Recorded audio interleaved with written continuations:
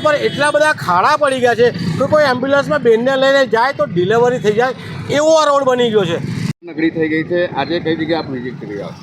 વડોદરા શહેર smart city, આવું સાંભળીને વડોદરા શહેરની જનતાના કાન પાકી ગયા છે। હાલમાં વડોદરા શહેરમાં જોવા જઈએ તો તમામ રોડ રસ્તા ખાડા પડી ગયા છે। વડોદરા ખડોદરા બની ગયું છે। અત્યારે આપ ગદા સર્કલ, ડમરૂ સર્કલથી આ દેણા જતો મુખ્ય રોડ છે અને આ રોડ પર એટલા બધા ખાડા પડી ગયા છે કે કોઈ એમ્બ્યુલન્સમાં બેનને લઈને જાય તો ડિલિવરી થઈ જાય એવો આ રોડ બની ગયો છે। સાથે અહીંના નગરસેવકો કે અહીંના અધિકારીઓ કોઈ ધ્યાન આપતા નથી। અહીંના સાંસદ સભ્ય ગુજરાતના છે વડોદરાને, એ પણ ધ્યાન આપતા નથી। વડોદરા એક ખડોદરા બની ગયું છે।